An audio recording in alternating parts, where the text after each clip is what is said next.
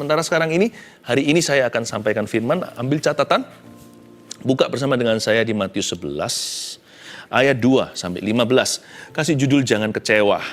Gini ya, apapun ya, pokoknya jangan kecewa. Karena masa depan itu ada. Selama kita masih punya masa depan, dalam Tuhan, dalam janjinya Tuhan belum menyerah, berarti kita dilarang kecewa. Sebab orang yang kecewa sudah nggak punya masa depan loh. Yang dia punya hanyalah waktu berjalan, sedangkan dia masih hidup di masa lalu, dan rohnya adalah trauma. Orang begitu sudah kehilangan future-nya. Makanya dilarang kecewa, karena kecewa itu membunuh masa depan kita. Apapun pokoknya, jangan menyimpan roh kecewa di dalam hati kita. Serahkan di atas mezbah di saat teduh bersama. Hari ini saya larang di dalam nama Yesus. Setelah nanti berakhir saat teduh ini, siapapun masih kecewa hati. Jangan kecewa. Kita belajar dari suatu tokoh yang luar biasa namun nyaris bahaya. Yaitu Yohanes Pembaptis, Matius 11 ayat 2 sampai 15. Mari kita baca. Yesus dan Yohanes Pembaptis di dalam penjara, Yohanes mendengar tentang pekerjaan Kristus. Lalu menyuruh murid-muridnya bertanya kepadanya, "Engkaukah yang akan datang itu atau haruskah kami menantikan orang lain?" Tunggu sebentar. Ini apa-apaan? Ayat 2 dan 3, kok Yohanes going back in time, kok dia menyesali pengakuannya sendiri. Seingat saya di Yohanes 1 ayat 29 sampai 34, nggak usah dibuka. Panjang lebar di sana ceritanya cukup lengkap. Yohanes Pembaptis melihat Yesus datang. Sekalipun mereka cousin, kayaknya mereka nggak pernah bertemu ketika mereka growing up. Mereka itu beda kota, nggak seperti zaman sekarang transportasi mudah. Sepertinya mereka itu tumbuh sendiri-sendiri, tidak pernah ketemu lagi. Jadi Yohanes Pembaptis tidak mengenali siapa orang itu. Tapi Yohanes Pembaptis tiba-tiba mendapatkan sebuah intuisi dari sorga, dan dia langsung berkata, itulah anak domba Allah yang mengangkat dosa dunia. Lalu bukan hanya itu, Yohanes pun mengaku. Demikianlah pengakuannya, dia berkata, maka aku sendiri mengakui bahwa orang ini yang akan datang. Orang inilah yang menjadi Mesias gitu ceritanya. Lalu Yohanes bersaksi bahwa dia melihat burung merpati turun. Langit terbuka, sedangkan dia pernah mendapatkan sebuah amanah. Sebagai nabi dia berpuasa, hanya makan belalang saja di padang gurun, bertahun-tahun di sana. Dia berkata, dia mengaku bahwa Tuhan berbicara kepada dia, bahwa Mesias yang datang itu nanti kamu akan lihat, yang diberikan roh Allah ke atasnya, itulah dia. Dan Yohanes mengaku, sekalipun dia tidak mengenal Yesus, tapi ketika melihat burung merpati itu turun, langit terbuka, dia tahu inilah dia. Bukankah dia sudah mantap sekali, dia mengaku dialah yang akan datang itu, dan dialah juru selamat dunia. Tapi kenapa sekarang dia kembali lagi kepada keraguan dan kebimbangannya? Kayak dia nggak tahu apa-apa. Di dalam penjara Yohanes mendengar tentang pekerjaan Kristus, lalu menyuruh murid-muridnya bertanya kepadanya. Murid-murid Yohanes disuruh kepada Yesus untuk bertanya, "Hello, engkaukah Mesias atau engkaukah yang akan datang itu? Atau haruskah kami menantikan orang lain?" Apa yang salah? Pertama-tama ayat 2, di dalam penjara. Yohanes dipenjara karena menegur seorang raja yang bernama Herodes karena mengambil istri saudaranya. Jadi pernikahan mereka itu zina.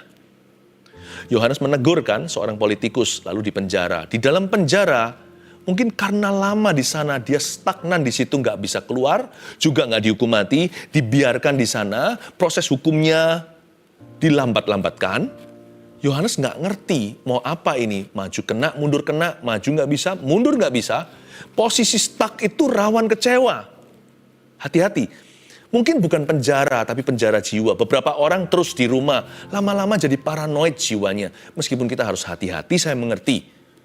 Kita harus menjaga protokol kesehatan dan sebagainya. Tapi banyak orang itu sudah mati kutu di dalam sini. Posisi apapun dalam hidupmu yang sifatnya stagnan, itu rawan kecewa. Kok begini ya? Doaku yang gak dijawab dan juga tidak ditolaknya. Jadi gimana ini? Apa-apaan? Maunya gimana? Apapun dalam hidup ini yang posisi stagnan, posisi stuck maksudnya, itu sangat rawan. Sampai kapan? Aku tidak punya kepastian. Melulu begini boring sekali, hidupku jenuh ah. Hati-hati. Ketika Yohanes di dalam penjara, mulai masuk virus ragu, bimbang, mempertanyakan diri, mempertanyakan Tuhan. Mulai dia kecewa dengan kehidupan. Bukankah Allah yang kulayani sebagai nabi ini? Kenapa dia tidak pernah menilik aku di penjara? Sedangkan di luar sana terjadi pesta pora Yesus dan revival serta kebangunan rohaninya. Apa-apaan ini? Kenapa aku dilupakan? Aku tidak lagi di dalam tangan Tuhan kayaknya. Sudah tidak ada dalam pikiran. Sudah tidak ada di dalam ruang matanya. Hello, are you there? Halo, masihkah engkau ada di atas sana, di atas tahta? Masih peduli nggak sama nabi kecil ini? Mulai mengasihani diri sendiri.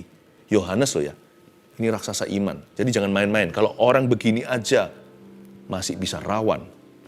Apalagi Anda dan saya. Posisi stuck itu rawan kecewa. Lalu selain itu, dia kan bertanya, engkau akan datang itu. Padahal tadinya sure atau pasti sekali.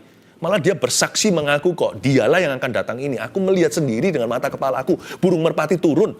Tadinya aku tidak mengenali dia, tapi gara-gara lihat tanda, aku tahu inilah dia. Dia sendiri berkata demikian. Malah awal-awal belum ada tanda pun, rohnya berseru. Dialah anak domba Allah yang mengangkut dosa dunia. Kenapa sekarang kok tiba-tiba dia ragu lagi? Ini dia. Ayat 3, lalu menyuruh murid-muridnya bertanya kepadanya, engkaukah yang akan datang itu? Atau haruskah kami menantikan orang lain? Ini alasannya pelin-pelan. Engkaukah yang akan datang itu? Ekspektasi yang salah juga rawan kecewa loh. Maksudnya apa? Yohanes itu orang Yahudi. Meskipun dia nabi, tapi waktu kecilnya kan dia di masyarakat. Sebelum dia di padang gurun, padang belantara, dia kan juga pernah jadi anak mama papanya. Ingat ya, mamanya Elizabeth, papanya Zakaria. Papanya seorang imam. Jadi imam betul, seorang pendeta. Jadi dia mengerti Mesias itu apa. Mungkin dari kecil dia diajari Taurat. Papanya cerita Mesias yang akan datang bagaimana. Ada beberapa hal yang luput dari sasaran. Banyak orang belum mengerti nanti Mesias itu seperti apa karena Yesus belum datang. Jadi orang Yahudi yang dijajah bangsa Romawi punya ekspektasi bahwa nanti Mesias itu bentuknya juru selamat politik. Mereka nggak bisa nangkep penuh maksud ilahi. Bahwa Mesias yang dimaksudkan itu membebaskan kita dari dosa dan maut. Jadi harapan Yohanes juga adalah Yesus by now sekarang ini. Dia begitu populer, harusnya mulai revolusi. Harusnya mulai membebaskan bangsa pilihan, tidak lagi menjadi bangsa jajahan, bebas dari kontrol Romawi. Kok sampai sekarang Yesus belum beraksi? Apa-apaan ini? Jadi setengahnya emasnya tidak sepenuhnya murni. Dalam hati ada ekspektasi duniawi. Kalau Tuhan cinta sama saya, kenapa saya tidak kasih uang? Kenapa saya nggak keluar dari hutang? Kenapa kok nggak selesai masalahku? Apakah Yesus itu pembantumu dan pembantuku? Andai kata kita mati dalam hutang piutang kita, saya tidak doakan ya. Saya tidak berharap, saya percaya mujizat Tuhan. So what? Asal hutang dosa kita itu dihapusnya. Apakah Tuhan itu berjanji memangnya harus memberi semua yang kita mau? Kalau kita nggak sembuh gimana? Saya percaya kesembuhan ilahi. Jangan salah mengerti. Tapi Tuhan itu adalah Tuhanmu. Dia bukan dokter praktek yang kau bayari. Dia bukan apoteker kita. Dan dia juga bukan Santa Claus, bukan pesugihan. Kenapa dia harus memberikan apa yang kau mau? Ekspektasi kita itu setengahnya itu masih duniawi. Yohanes agak sedikit kecewa. Kok Yesus belum bebaskan dari tangan Romawi? Mesias politiknya loh. Engkau yang akan datang itu. Are you the one to come? Atau kami harus menunggu orang lain lagi? Ada embel-embelnya yang belum dicatat di sini. Tapi saya mengerti kok maksudnya. Kenapa sampai sekarang dikau belum beraksi? Yesus menjawab mereka. Pergilah dan katakanlah kepada Yohanes apa yang kamu dengar dan kamu lihat. Harapannya bebas Romawi, ayat 5, orang buta melihat, orang lumpuh berjalan, orang kusta menjadi tahir, orang tuli mendengar, orang mati dibangkitkan, dan kepada orang miskin diberitakan kabar baik. Dan berbahagialah orang yang tidak menjadi kecewa dan menolak aku. Ini kan sindiran halus dari Tuhan. Beritahu sama gurumu, tapi karena itu gurunya, Yesus harus jaga etika. Tuhan Yesus sebaliknya tidak menyebut itu Yohanes Pembaptis. Yohanes Pembaptis juga lebih tua dari Tuhan Yesus. Usianya loh, Elizabeth hamil dulu, baru setelah itu Maria kan. Mereka pernah bertemu, tinggal bareng 3 bulan. Waktu Maria datang, melonjak Yohanes Pembaptis di dalam perut mamanya. Ketika bayi Yesus dikandung dalam rahim Maria itu tiba di depan pintunya. Persis ya, setelah itu bertahun-tahun kemudian waktu ketemu lagi, Yohanes juga melonjak dan berkata, itulah anak domba Allah. Dari kecil memang batin mereka sudah dirajut bersama sebagai nabi mempersiapkan jalan dan Mesias. Tuhan Yesus itu sangat jaga etis. Dia tidak menyebut beritahu gurumu. Dia berkata berbahagialah orang yang tidak menjadi kecewa dan menolak aku sebagai pesan untuk luas. Sebagai sebuah universal message. Dia tidak menyindir siapa-siapa. Tapi ini juga pesan untuk Yohanes, sang nabi besar itu yang disebut memiliki roh Elia. Dan berbahagialah orang yang tidak menjadi kecewa dan menolak aku.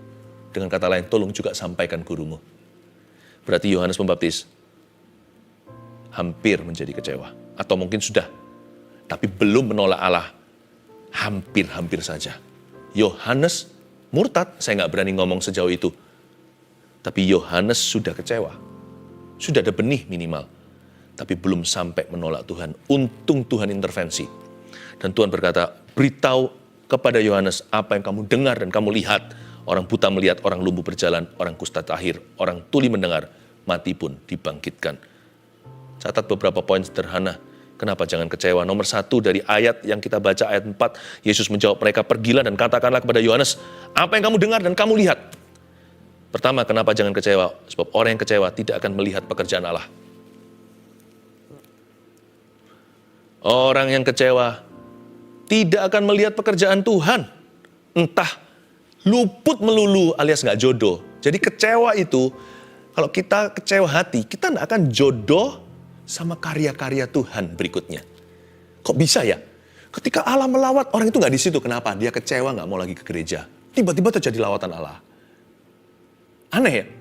Orang itu kecewa dan dia sudah kepahitan. Lalu setelah itu memutuskan untuk tidak lagi menghadiri pertemuan. Kok bisa pas di pertemuan itu? Nubuatan-nubuatan diberikan. Demikian pula hikmat dan marifat. Tuhan masih berbicara dengan cara demikian lewat karunia-karunia. Yang penting tujuan akhirnya adalah Yesus dimuliakan. Tapi orang itu nggak di sana. Entah luput. Atau kadang-kadang kok bisa ya? Penyertaan Tuhan di sebelah kanan, orang itu jalan di lane kiri. Nanti waktu orang itu pindah kanan, penyertaan Tuhan di kiri. Nggak pernah. Jodoh nggak pernah ketemu. Karena roh kecewa itu tidak bisa berjalan bersama-sama dengan Roh Kudus. Daging tidak bisa sinkron dengan roh. Barang siapa hidup dalam daging, dia tadi tidak akan menggenapi keinginan roh. Sebaliknya, jikalau dengan kuasa roh kau mematikan perbuatan daging, kamu akan hidup. Kadang-kadang luputnya juga bukan karena kesengajaan. Tapi ada juga orang-orang yang sengaja luput. Diberitahu Tuhan sedang bekerja, aku nggak mau gitu-gituan. Dulu aku anak Tuhan. Ada orang yang luput, tapi ada orang yang sengaja meluputkan diri dari pekerjaan Allah. Dia semakin menjauh seperti Firaun, hatinya membatu. Orang yang kecewa, tambah hari tambah keras. Dan dia lihat Tuhan bekerja pun dia tidak terjamah. Dia melihat Tuhan berbuat sesuatu yang hebat pun dia tidak mengaguminya. Dia kelihatan orang lain diubah, yang lain ditolong, saya juga. Dia tidak berkata demikian, dia berkata so what gitulah. So what gitulah. Dia sudah tidak haus dan lapar. Entah luput, entah disengaja. Orang kecewa tak akan pernah mengalami pekerjaan Tuhan lagi. Sayang sekali. Untungnya Yohanes tidak sampai terlambat. Ayat 6 sekali lagi, dan berbahagialah orang yang tidak menjadi kecewa dan menolak aku. Berbahagia. Jadi orang kalau nggak kecewa itu bahagia. Dengan kata lain, orang kalau nggak kecewa itu semakin indah. Jadikan aku indah yang kau pandang mulia, seturut karyamu di dalam hidupku. Ajarku berharap hanya kepadamu, taat dan setia kepadamu Tuhan. Orang yang tidak kecewa apalagi menolak Tuhan disebut berbahagia. Berarti orang itu tambah bagus, semakin indah, makin mantap betul. Jadi saya kasih poin kedua, kenapa jangan kecewa? Orang yang kecewa akan berubah. Hati-hati ya. Roh kecewa itu atau benih kecewa itu sangat berbahaya jikalau bukan paling berbahaya bagi jiwa kita. Dosa yang paling membuat kita guilty apa? Dosa percabulan. Karena setelah orang jatuh, pornografi, masturbasi contohnya. Setelah itu anak muda akan berjanji-janji tapi dia nggak percaya janjinya sendiri. Dia akan berkata lain kali aku nggak lagi. Dia nggak percaya. Dan sekalipun sudah didoakan bahkan oleh gembala, tetap dia merasa kotor. Dia merasa nggak layak masuk hadirat Allah. Karena Alkitab memperingatkan dengan jelas. Dalam tulisan Paulus, dalam suratnya dia berkata begini. Karena orang yang berzina, dia berdosa terhadap dirinya sendiri. Sedangkan dosa lain dilakukan orang itu di luar dirinya. Maksudnya melekat dalam gambar diri orang itu. Jikalau orang cabul dan zina, itu melekat dengan conscience hati nuraninya, membuat dia selalu merasa guilty, selalu merasa bersalah, dan tidak percaya pada janjinya sendiri. Betul. Tetapi dosa zina bahkan bukan yang paling bahaya bagi jiwa. Dia bahaya bagi relationship. Dosa zina, cabul, selingkuh contohnya, itu adalah career ending sin. Bahaya sekali buat karir, langsung habis. Kalau presiden pun langsung impeachment. Itu pernah terjadi di dunia ini. Apalagi hamba Tuhan. Dan juga segala profesi. Sama juga. Biasanya yang paling menghancurkan karir adalah dosa zina. Tapi saya mau kasih Anda satu peringatan. Bagi kita semua maksudnya. Tapi dosa yang paling mengubah orang itu. Dari orang baik jadi orang jahat. Dari orang yang loyal jadi orang yang mengkhianati. Seperti Yudas Iskariot. Tahu nggak apa yang mengubah dia? Siapa bilang dia jahat dari awalnya? Enggak. Yudas nggak jahat dari permulaan. Di tengah jalan ekspektasi nggak kesampaian. Dia ingin Tuhan Yesus membebaskan, seperti Yohanes Pembaptis, membebaskan bangsa Israel dari orang Roma. Yudas memang serakah, tapi nggak sampai tega menjual Yesus begitu. Buktinya dia bunuh diri karena menyesali. Tapi membuat dia jadi nekat, jadi orang yang tidak berpikir lagi karena dia kecewanya sudah tidak tertahankan. Orang kecewa itu bisa berubah dari baik jadi jahat, dari loyal jadi pengkhianat. Anda akan terkejut, orang yang mengeluhkanmu akan menyalibkanmu dan berkata salibkan dia karena kecewa. Orang yang kecewa itu akan berubah. Kalau dosa yang membuat kita paling menyesal, itu dosa zina contohnya. Dosa yang mengubah personality atau kepribadian seseorang. Bukan sampai penyesalan, adalah dosa kecewa. Adalah roh kecewa maksud saya. Adalah kecewa hati. Karena lebih mudah untuk menyelamatkan orang berdosa daripada menyelamatkan sahabat yang kecewa. Mending kita selamatkan orang yang bersalah, daripada kita mencoba berbaikan dengan orang yang sudah kecewa sama kita. Hati-hati ya, kalau Anda melihat suami Anda sudah kecewa sama Tuhan ceritanya. Padahal Tuhan itu begitu baik sempurna, mau dikecewai apanya? Emangnya Tuhan utang sama kita itu utang apa? Tuhan nggak utang siapa-siapa. Tuhan nggak utang apa-apa pada siapa-siapa. Tapi, jikalau ada seorang memang dia nggak fair sih, itu nggak masuk akal. Dia kecewa sama Tuhan, hati-hati. Kalau dia kecewa sama Tuhan, laki-laki itu, sebentar lagi mungkin gampang buat dia menghalalkan dosa-dosa yang lain. Kecewa itu kelihatannya kecil. Tapi gara-gara itu, Kain membunuh Habil. Kecewa itu kelihatannya mini. Tapi Anda biarkan itu sel kanker yang ganas. Seorang istri yang kecewa, siap-siap hal-hal lain yang tidak terduga. Anak Tuhan, orang Kristen yang kecewa sama orang lain. Kayaknya dia kecewa sama orang lain. Tapi nanti lihat ya, hancur hubungannya yang lain. Orang yang pernah kecewa sama papanya, nanti lihat. Ternyata dia akan abuse, akan melecehkan anaknya. Aneh ya kecewa itu. Dia bisa mengubah orang baik menjadi serigala. Hati-hati, dia hampir mengubah seorang nabi besar. Kalau orang ini nggak kebal, apalagi Anda dan saya. Sebesar apa Yohanes Pembaptis? Mari kita baca ayat 7. Setelah murid-murid Yohanes pergi, mulailah Yesus berbicara kepada orang banyak itu tentang Yohanes. Untuk apa kamu pergi ke padang gurun, melihat bulu yang digoyangkan angin kian kemari? Atau untuk apakah kamu pergi, melihat orang yang berpakaian halus? Orang yang berpakaian halus itu tempatnya di istana raja. Jadi untuk apa kamu pergi, melihat nabi? Benar, dan aku berkata kepadamu, bahkan lebih daripada nabi. Yohanes itu lebih daripada nabi. Yesus tidak menghina Yohanes sekalipun Yohanes sudah kecewa. Yesus sangat menjunjung tinggi hambanya ini. Dan saya senang sekali lewat ayat ini ada sedikit tambahan pewahyuan buat kita. Gak usah bela diri, gak usah coba jelaskan kanan kiri. Percaya nggak? Tidak ada alasan untuk kita kecewa sama manusia. Mengapa? Karena asal hati kita benar di depan Tuhan. Tuhan yang bersaksi untuk kita. Buktinya di ayat 7, Yesus berbicara kepada orang banyak itu tentang Yohanes. Yesus yang bersaksi tentang hambanya. Yesus yang bersaksi tentang orang benar ini, tentang anak Tuhan ini. Yesus yang bersaksi tentang hamba Tuhan ini. Yesus yang bersaksi tentang nabi ini. Jangan takutlah. Jangan kecewa sama manusia. Nanti cepat lambat, paling lama di akhirat, Tuhan pasti bersaksi. Ketika di hadapan semua orang, Anda diwisuda. Asal hati Anda benar dan berkenan di hadapan Tuhan. Ketika Tuhan berkata, masuklah dalam sukacita Bapakku, hamba yang kukenan. Kepadanya, aku tunjukkan perkenananku. Nanti ada waktunya Tuhan bersaksi untuk setiap orang yang dibenarkan oleh Tuhan.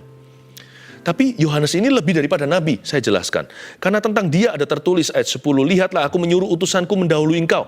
Ia akan mempersiapkan jalanmu di hadapanku. Aku berkata kepadamu, sesungguhnya di antara mereka yang dilahirkan oleh perempuan tidak pernah tampil seorang yang lebih besar daripada Yohanes Pembaptis. Namun yang terkecil dalam kerajaan sorga lebih besar daripadanya. Apa maksudnya? Di ayat 9 dikatakan bahwa Yohanes itu lebih daripada nabi. Ya. Dan dari antara semua orang yang dilahirkan oleh perempuan, tidak pernah tampil seorang lebih besar daripada Yohanes Pembaptis ini. Begini, semua nabi, imam, raja di perjanjian lama, hitunglah semua dari Adam dan Hawa, semua bergantung sama Yohanes punya ministry. Yohanes Pembaptis ini nabi terakhir perjanjian lama yang masuk di arena perjanjian baru. Semua yang lainnya hanya bisa berkata, termasuk Yesaya 53, bernubuat tentang Mesias yang akan datang. Semuanya bisa menunjuk, termasuk Raja Daud. Dalam lagu Mazmurnya menunjukkan, terus mulai bernubuat, ada hint, atau ada bocoran-bocoran nanti juru selamat itu kemudian seperti apa orangnya dan pelayanannya. Ada nubuatan. Semua berkata, he will come, he will come. Hanya Yohanes yang berkata, here he is. Dia lebih besar dari semua orang yang dilahirkan dari perempuan. Semua berkata, dia akan datang. Yohanes berkata, dia sudah datang. Inilah anak domba. Inilah anak domba Allah yang memikul dosa dunia. Makanya itu, berarti orang ini urapannya berlipat-lipat kali ganda. Nggak ada apa-apanya itu kalau secara pelayanan yang perjanjian lama semuanya nggak ada apa-apanya sama dia. Makanya dia disebut sebagai orang yang datang dalam roh Elia, padahal nggak ada satu mujizat pun terjadi dalam pelayanan Yohanes Pembaptis ini. Mengapa? Karena semua mereka inilah yang lari estafet. Tongkat terakhir di tangan Yohanes Pembaptis sebelum ke tangan Yesus. Semua nabi dari Abraham bahkan, semua bergantung pada lap terakhirnya Yohanes. Berarti sorga punya keperluan dan kepentingan. Betapa besar urapan orang ini. Itu pun kena satu toksik namanya roh kecewa. Hampir menolak Tuhan. Peringatan for you and me. Untuk Anda dan saya. Makanya saya satu hal yang saya janji sama diri sendiri. Apapun saya ngomong sama diri sendiri, saya nggak akan mau kecewa. Saya nggak akan pernah kecewa. In Jesus' name. Kenapa? Kalau saya kecewa, hari itu berubahlah Philip Mantova. Saya nggak akan sama jadi pendeta, nggak akan sama jadi ayah, nggak akan sama jadi suami, nggak akan sama jadi papa, nggak akan sama jadi orang Kristen. Saya nggak akan sama jadi teman, nggak akan sama jadi rekan, jadi kawan. Saya nggak akan sama jadi sahabat, saya nggak akan sama jadi orang. Saya nggak akan sama jadi anak, nggak akan sama jadi saudara. Saya nggak akan sama. Toxic, even giants, bahkan raksasa-raksasa iman, bahkan sang raksasa iman ini hampir jatuh dari panggilannya. Satu hal, apapun saya ngomong sama diri sendiri, saya nggak mau kecewa. Kecewa itu pancingannya banyak. Bisa 3 hal yang paling tidak. Kecewa sama Tuhan, itu yang paling absurd.